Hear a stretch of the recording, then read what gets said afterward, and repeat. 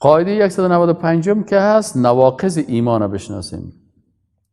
نواقض چی را میگن؟ نواقض جمع نقص است و نقص به معنای شکننده هست. حالا ما و شما در کتاب‌های فقهی خواندیم که نواقض الوضو، چیزهایی که وضو را مشکنانه. در کتاب‌های عقیده مثلا یک نفر وضو میکنه، میگه وقتی که وضو کردی اینی چیزا وضوی تو را مشکنانه.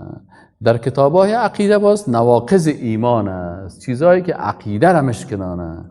یعنی یک نفر ایمان داره، عقیده توحید داره، 10 کار که بکنه، این سبب چی میشه؟ از این جمله از 10 کار یک شام که بکنه ایمان از این مشکنه. اول نواقض از نواقض ایمان شرک و کفر است. کسی که مثلا یک عمل شرکی یا کفری میکنه ایمان از این مشکنه و این بی ایمان از دنیا میره. دومین قسم از نواقض ایمان مثل بت پرستا که بین خود و بین خالق واسطه قرار میداد. اینا چی میگفتن؟ ما نعبدهم الا لیقربونا الی الله. از مشرکین که پرسان میشد که مشرکین قریش، ابو جهل، ابو لهب، وقت از اونها پرسان میشد که خب شما من خلق السماوات والارض، الله میگه وقت از اونها پرسان میشد ولا ان سالتهم من خلق السماوات والارض، وقتی شما از اونها سوال کنین که آسمان ها و زمین کی خلق کرده، لا یقولون الله، میگن الله خلق کرده. خیلی پیش بت چرا میری؟ باز میگفت که یس ما نعبدهم. پیش از بت چرا میری عبادت میکنی؟ چرا سجده میکنی؟ چرا توسل میکنی؟ چرا دست دعا بالا میکنی؟ چرا کارا رو پیش بت ها میگی؟ ما نعبدهم الا لیقربونا الی الله. این بت ها کس ما رو به الله چی میکنه؟ قریب میکنه. اینی توسل مشرکین این قسم بود. اینی در بین خود و در بین خالق متعال مخلوق را واسطه قرار دادن. این چی میشه؟ سبب چیزی میشه. در حالی که در اسلام که هست الله میگه که اذا سألك عبادی عنی فإنی قریب، من به بنده خود قریب هستم. و نحن اقرب الیه من حبل الورید، من به بنده خود از شارک گردنم که نزدیک هستم. وقتی که الله بر تو قریب باشه و از شارک گردن بر تو نزدیک باشه، متوجه هستی؟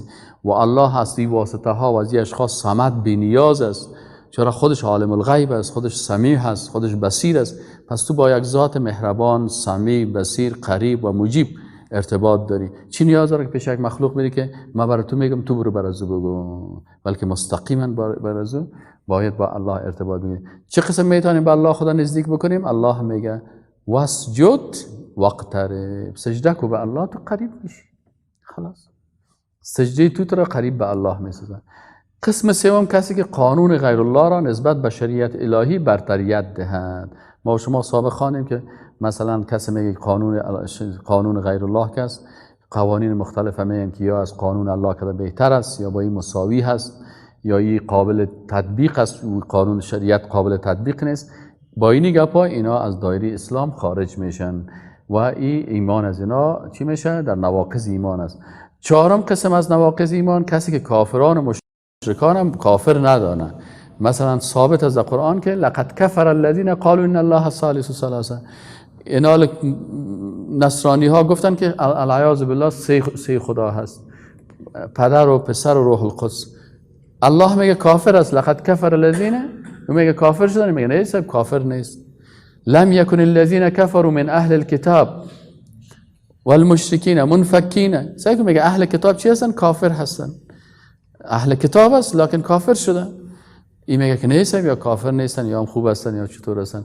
این حال کسی که کافره که کفرش ثابت است ایره کافر ندانه، خودش در جمله کافرها داخل میشه. قسم چهارم، قسم پنجم کسی است که با قرآن و سنت بغض و عداوت داشته باشه.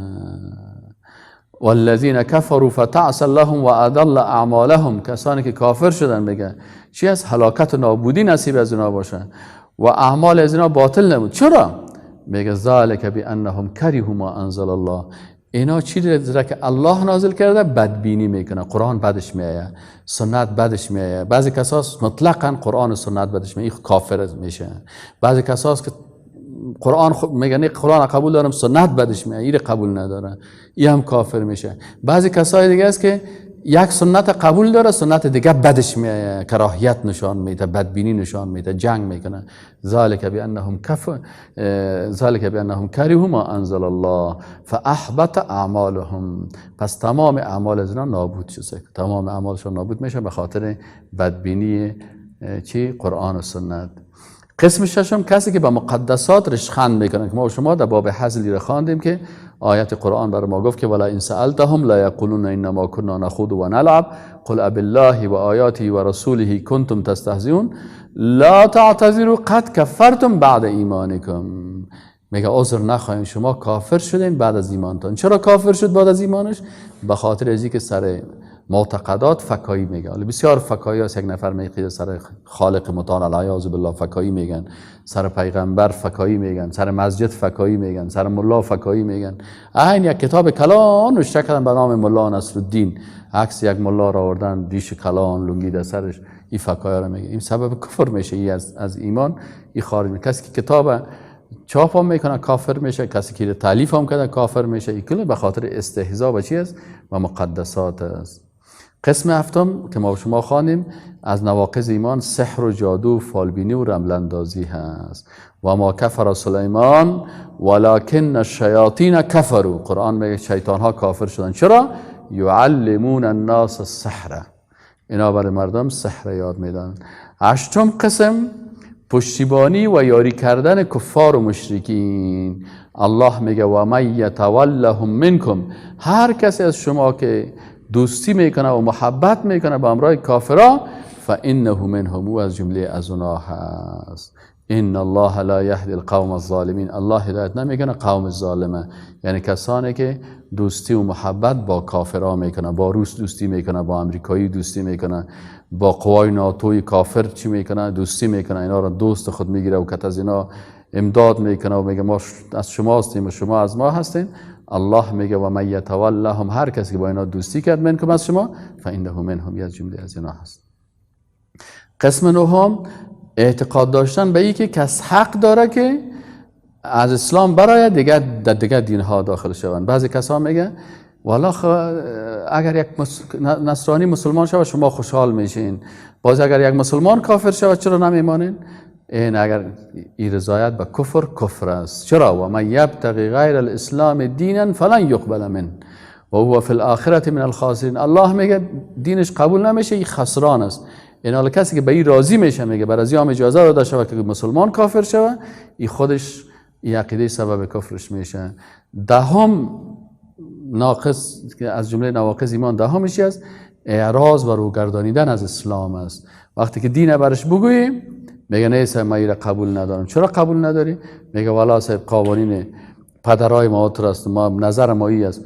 و من اظلم ممن ذکر بآیات ربه ثم اعرض عنها. از این آیات قرآن چی میکنه؟ اعراض میکنه. الله میگه انا من المجرمین منتقمون، ما از مجرما انتقام میگیریم. چرا رواج و خواسته های نفس و ایگپا مانع پذیرش شدی میشه.